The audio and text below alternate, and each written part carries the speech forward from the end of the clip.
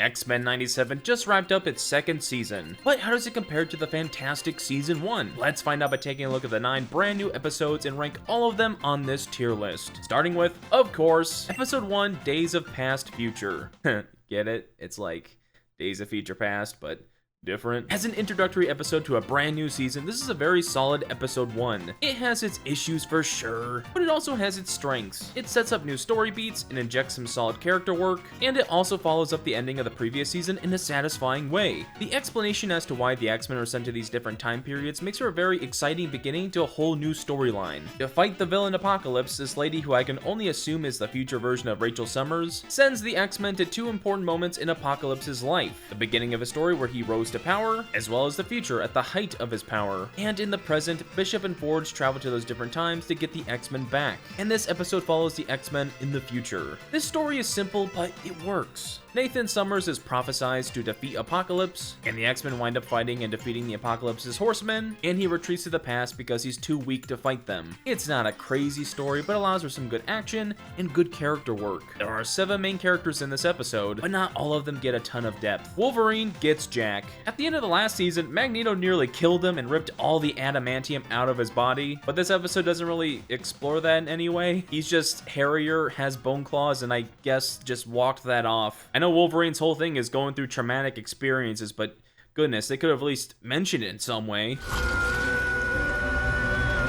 And Morph also doesn't get anything, they're just the funny side character here. Storm and Forge get a little bit more. They have a moment to reflect on their relationship, where there seems to be a little bit of uncertainty between them. Forge is a science guy and Storm is more of a faith-based person, so there's a little divide there, but the episode doesn't really explore that any further. And then there's the big stuff between Scott, Jean, and their son, Nathan. Nathan Summers has a really great character arc of essentially becoming Cable. He grows from this uncertain kid to a confident leader that we already know him as. And what's really beautiful is that he becomes this character under the guidance of his parents. Scott and Jean becoming the parents they always wanted to be is really good stuff. It's one of the defining story beats for them last season, where they had to send their son away, and here they similarly have to learn to let him go again, to prepare him as much as they can before they have to say goodbye. It's really strong character writing for both of them, and absolutely the highlight of the episode. And the action is also pretty darn good. Because I'm gonna put my nutsack on your drum set! I'm just gonna say this as a blanket statement for the rest of the show, but the animation is astounding. It's expressive, it's lively, and it makes for some really entertaining action sequences. This show makes me look at Invincible and sigh, because Invincible sadly does just look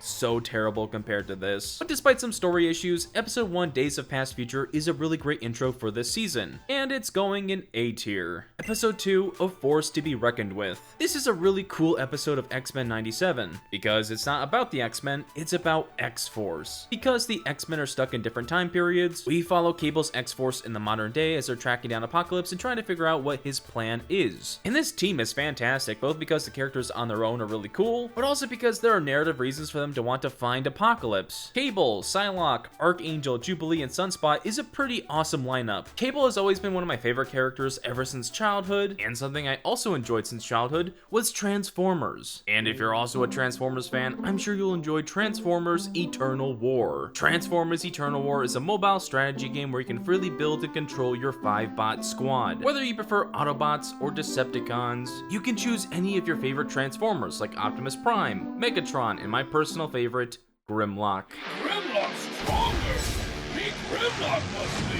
Transformers Eternal War features an all-new story, where a new threat in the form of the Chaos Legion plans to destroy both Autobot and Decepticon alike. Eternal War also evolves a character collector experience, with a streamlined system focused on tactical squad building and strategic progression. And there are also dozens of innovative gameplay modes, from aerial combat to Energon block scrimmages, to Chaos Fortress sieges, and so on. You're able to pre-register for Transformers Eternal War right now, using my link in the description or in the pinned comment. And if you use my link, you'll unlock exclusive rewards, including Jazz, Bumblebee, and the Transformers the Movie 40th Anniversary Avatar frame and nameplate. Just make sure to click on the link, click the activate button on the same device in browser session, and complete the pre-registration process to receive the rewards. Make sure to use my link to step into this new Transformers world and earn exclusive rewards. Thank you so much again to Transformers Eternal War for supporting this channel. And now, back to the video. You have Cable and Sunspot, who are members of the original X-Force team. You have Archangel and Psylocke, who are members of the Uncanny X-Force with the gray suits. And then you have Jubilee, who I don't believe has ever been on an X-Force team, but her presence here is very welcomed, and we'll talk about her in a second. But Cable and Archangel especially understand why they need to stop Apocalypse's plan, because they've both had really traumatic experiences with him. And while Cable is very much leading this as a Black Ops team, it causes conflict with Jubilee because she is not okay with the killing. She's pushing them to be better than that, to be like the X-Men. And that's a solid little conflict that I can't wait to see develop over the season. But this isn't the only X team introduced in this episode, because it also introduces X Factor.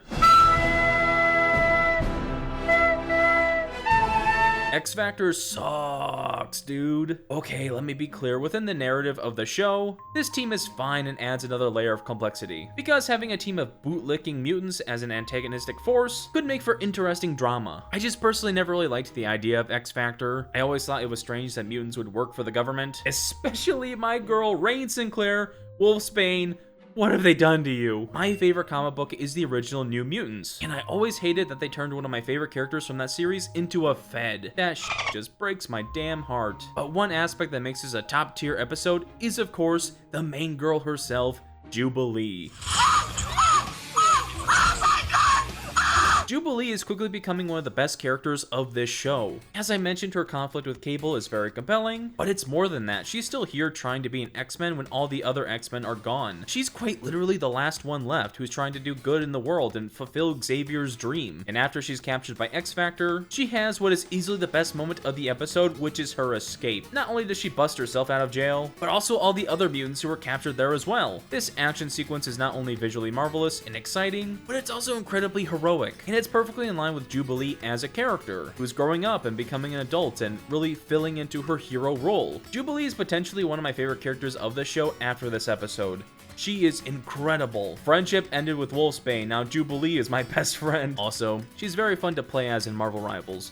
Just saying. Episode 2, A Force to be Reckoned With, is a fantastic episode of television. It's going in S tier. Episode 3, Rise of Apocalypse Part 1. This is one of the weaker episodes of the series, and it's one I'm not even going to be able to talk much about, because there isn't much here that isn't done exceptionally better in the next episode, in the Part 2. So much so that I don't think this needed to be a two-parter. You could have probably shrunken down the entirety of Episode 3 into like 5 minutes, and slapped it onto Episode 4, because a lot of it is stuff that will be expanded on and resolved in the next episode, like the character of Insaba Nur. This 2-episode arc is all about how he became Apocalypse. He was raised with the Darwinistic ideals of only the strongest will survive, so he wants to destroy the Pharaoh, rule over Egypt and the world, and instill those beliefs. But Magneto is trying to instill new beliefs in Nur, trying to get him to embrace Xavier's ideas of a shared world between mutants and humans. Xavier and Magneto both get compelling writing here. They almost flip in a way where Magneto is the helpful idealist, who believes that instructing Insaba Nur could lead to a better future where the first and strongest mutant is on their side, whereas Charles believes that messing with the past could result in something worse, and that they should leave Nur on his own destructive path. We don't really see the resolution of this plot until the next episode though, so there's not much else I can talk about. The rest of the X-Men don't really get anything also. Beast, Nightcrawler, Rogue, and Bishop are just sorta here. Also, Kang is here, but in this episode he's an interchangeable villain of the week. So yeah, this episode is really held back by the fact that it's a first part of a 2-part story. But even beyond that, it doesn't do enough to rank it very high. So I'm putting Episode 3, Rise of Apocalypse Part 1 in C tier. Episode 4, Rise of Apocalypse Part 2. This is by far a much better episode and fully delivers on the storyline that the previous episode set up. Insaba Nur's turn to evil works exceptionally well. After already being kinda untrusting of the X-Men from the previous episode, and seeing all his men killed, Nur finally snaps when he sees glyphs of his destiny painted in front of him. He sees his destiny to become Apocalypse, and all the pain of his past comes back to him again. He survived after being abandoned and left in the sand. He survived hundreds of wars, and only survival has kept him and the mutant race alive. So he turns against the ideals that both Magneto and Charles tried to instill in him, and takes his celestial power for himself, becoming Apocalypse. It's a very good villain origin, and it's executed brilliantly. Also, he's just an absolute menace with some brutal dialogue. I would make a horseman out of you, were it not for the lack of spine. And just as compelling as Magneto and Xavier's story in this episode, Magneto has an arc of attempting to make up for all his past mistakes, for being the dividing force between him and Charles for so many years. He nearly dies from stopping the black hole from destroying the city, and once Apocalypse gets his hand on him, he nearly dies again. Wait, no, he's gonna be okay. He's not gonna die. He can't. He's Magneto. He's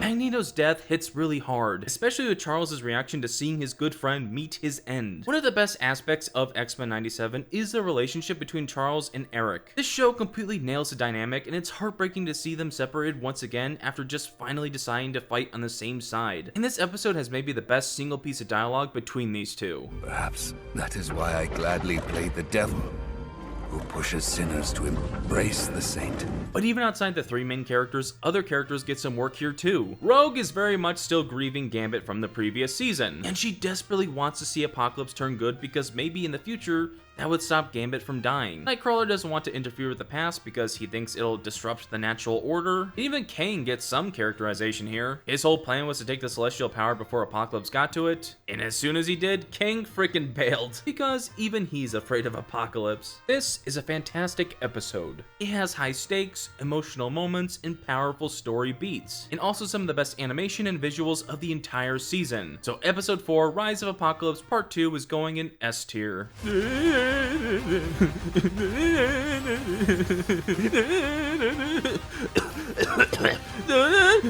Episode 5, Weapon X, Lies, and DVDs. This unfortunately feels like a filler episode of X-Men 97. We pause the Apocalypse storyline to follow Wolverine on a side mission to the Weapon X facility. And while filler isn't always a bad thing, I feel like it should at least give development to the characters and be compelling in other ways. But unfortunately, episode 5's development for Wolverine could be better. The main story of the episode revolves around Wolverine tricking his old Weapon X buddies into tracking down the doctor who made them. He tells them that they're there to kill him, but Logan secretly wants his adamantium back. And things go wrong, and the Brood infect everyone in the facility. Maverick dies. Wolverine gets infected, and Omega Red's here and he gets out. This episode attempts to show us how Wolverine views himself. He thinks of himself as purely a weapon, nothing else. He thinks he's useless without his adamantium claws, but we really only see this in one singular scene at the end of the episode, because for most of the time he's infected by a broodling, so his characterization is pretty much non-existent until the very end, which overall makes the writing feel very weak for Logan. But this episode is deceptive, because Logan isn't actually the main character of the episode. Morph is. Gene! Gene! I'm really glad that Morph finally got an episode because they've been on the sideline for just so long. They've had very little character up until this point. But this episode really explores their frustration over how they feel about Logan. I think it's pretty clear at this point that Morph absolutely has a thing for him, but not vice versa. Logan does not feel the same way. This episode is Morph risking their life for a person who doesn't like them back. And so Morph has an arc of realizing that this maybe isn't a healthy relationship for them. And their reaction to Wolverine's inability to change could potentially mean them moving on. But even outside their personal story, Morph got to shine a lot by using their powers. And the full list of characters they transformed into during this episode is astounding. Sasquatch, Puck, The Thing, Guardian, Deadpool, Silver Samurai, Cyclops, Jean Grey, and the coolest, Spider-Man. You can't escape me!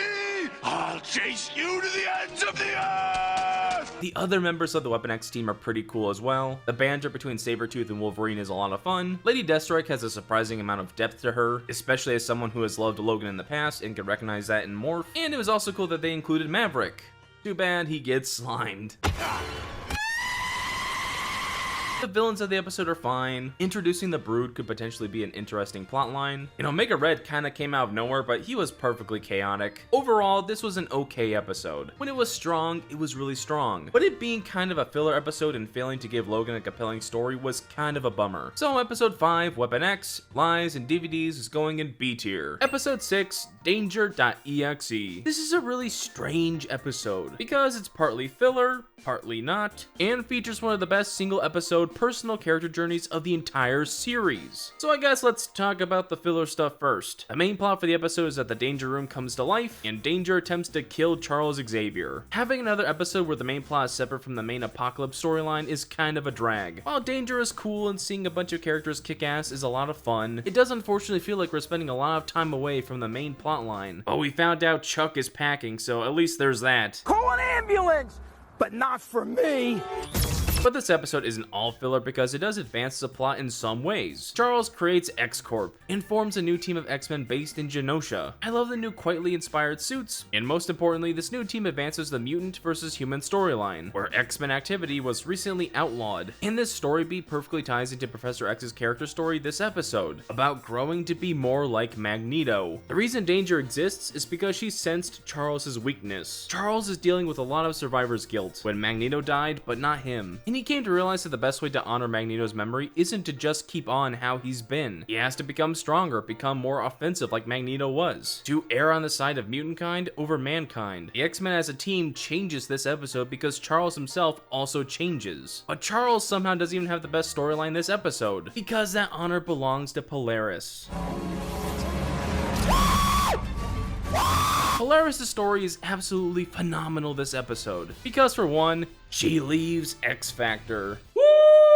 She's not a Fed anymore! But more importantly, she finds an identity that's all her own while also coming to understand her father. This episode makes it clear that Lorna doesn't have the best relationship with her father. Magneto was not the most present dad, he was kind of a deadbeat. And Lorna has spent her life avoiding being related to him, especially because he was a villain for so long. But after being forced to fight Danger, Xavier telepathically sends all his memories to Lorna, giving her the inspiration to fight this enemy, and also to truly show her who he was. This whole episode is a beautiful tribute to Magneto. And while Lorna isn't necessarily going to be the one to carry out his legacy, all the best attributes of Eric will live on in her. And that's just so damn beautiful. So yeah, episode 6, Danger.exe is a very strange episode. It has some filler, but it's still amazing. Oh, and I completely forgot, but Gambit's alive again. That happens at the end. Holy fuck. Episode 6, Danger.exe is going in A tier. Episode 7, Strange Land, Savage Heart. This episode is kind of a mess in a lot of ways. It's again another filler heavy episode. But unlike the previous two, it introduces a lot of concepts and characters and makes them all feel incredibly rushed. Well, let's start by talking about the best aspect of the episode, which is of course Nightcrawler. I've said this many times on my channel before, but Nightcrawler is not only my favorite X-Men character, but he's by far my favorite Marvel character of all time, and he is the central character to this storyline. He has his arc all about confronting his family and confronting his own conflicting feelings about them. His half-brother Graydon Creed is a mutant-hating politician who's been captured by the Acolytes, and to save his brother from the Acolytes, Kurt asks that they hold a trial to prove to them that his brother, like everyone else, isn't beyond redemption. But Nightcrawler's faith is put to the test once Creed kills Exodus, and still proclaims to hate mutants. Kurt contemplates whether to give him mercy in that moment, or if killing him and sparing the others he would harm is the true mercy. But instead of making the decision to kill his brother, he holds true to his beliefs in a higher power, ultimately acknowledging that in the end, God is just and not him. Through all the pain and turmoil that Kurt has gone through, he still remains a faithful man who lets his beliefs about redemption and forgiveness guide him. Kurt is so incredibly well characterized in this show, and he's simply the best. But good God, everything else about this episode is just kinda terrible. This episode introduces the Acolytes of Magneto, which is a mutant terrorist group. Introducing a new faction this late into the season is really insane. And even more insane is that their whole story is wrapped up in this episode too. It's so incredibly rushed and jarring. And one of the members of this group is Colossus, who joined after his sister Magic died in Genosha. And let me tell ya,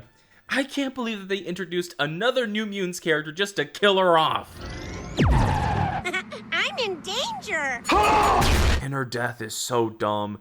She can teleport. Why did she just sit there and accept it? Why? And then Colossus has an arc of realizing that being a terrorist is bad. How riveting. Yeah, episode 7, Strange Land, Savage Heart is probably the weakest episode of the season, which sucks because the Nightcrawler stuff is so strong. It's going in C tier. Episode 8, The Dead Man's Hand. Finally, we are back to the main plot line. Apocalypse has planted his consciousness within Gambit, and the X-Men have to try and save him. This plot is pretty simple, but advances the character stories of a few different characters, mainly Rogue and Cable. Rogue has a story in this episode about fighting for the love she previously didn't fight for. before. She felt conflicted over her feelings for Remy and deeply regretted not reciprocating his love before he died. And now she's determined to not let him slip away again. She's gonna do everything in her power to save him. And her reunion with Gambit in the mindscape created by Charles is very touching. And I just hope these two get a happy ending, because I cannot go through another season 1 episode 5 again. I can't feel you. And Cable has an arc of falling to fulfill his destiny. Ever since he was a kid, he was told it was his destiny to destroy Apocalypse, to stop him from killing so many people and taking over the world. So when he sees an opportunity to do so by killing Gambit, he goes for it. In his mind, Cable is completely justified. Turning Cable into an antagonist makes sense for this point in the story. And that story beat is reinforced with the ending, where the remains of X-Force team up with the Feds to destroy Apocalypse and X-Corp in one fell swoop. The story for this episode is pretty good all around, and it does feature some amazing action, especially a mind control Nightcrawler laying out the X-Men. But this episode does feel underwhelming in terms of overall stakes. It doesn't feel like it set up a huge do or die final episode. So because of that, I'm gonna have to put episode 8, The Dead Man's Hand, in A tier. But before we move on to the final episode of the season, I just want to say, if you've enjoyed this video, why not consider hitting that subscribe button? It'll let you know every time I upload another video, and it'll help me on the road to 1 million subscribers. But now, let's move on to episode 9, Survival of the Fittest. This is kind of a messy season finale to a very messy season 2. There are things about it that work well, but the overall pacing and story payoff seems off. This episode is all about the X-Men stopping Gambit from being fully corrupted by Apocalypse, while X-Force and X-Factor team up to infiltrate the X-Corp tower to assassinate Gambit. And the bulk of the episode is just fight scenes between the X-Men and X-Force. And these are cool, really entertaining moments. You have some cool scenes like Cyclops and Jean versus Cable, or Wolverine and Morph versus Psylocke and Angel, and there's also the Polaris and Bishop versus X-Factor fight where Gambit finally makes his return. This is a really action-packed episode, but the story around the action could certainly be better. Cable manages to dome Gambit, but of course that doesn't kill him because Apocalypse takes over, and he turns into this. I don't want to play this anymore.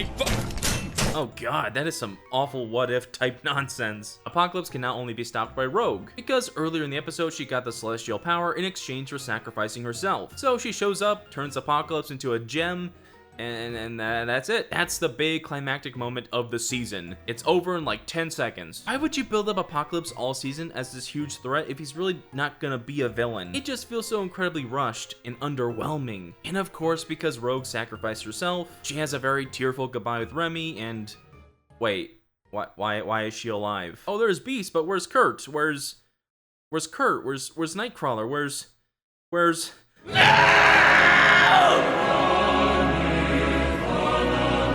I can't do this anymore, man. I can't do this anymore. They killed off my favorite character of the Marvel Universe. His sacrifice to save Rogue makes sense and is perfectly in line with his character. But man, with Magneto gone, him gone, Magic gone, and there being almost no New Mutant representation besides Sunspot, it's like I can't have anything in this show. His death is genuinely sad, and it's the one bright spot of character in this otherwise underwhelming finale. Episode 9, Survival of the Fittest, is a rough episode that trashes the fantastic buildup from the beginning part of the season, but it does at least have some amazing action and a touching farewell to my personal favorite character. Episode 9 is gonna have to go in B tier, and that's my ranking for every episode of X-Men 97 Season 2. And also thank you so much to Transformers Eternal War for supporting this channel. Make sure to check out the link in the description and pinned comment to pre-register today. And while X-Men 97 Season 2 was a messy season and a step down from Season 1, I still think it's a worthwhile watch and full of fantastic emotional moments. And I'm gonna carry this trauma for years to come.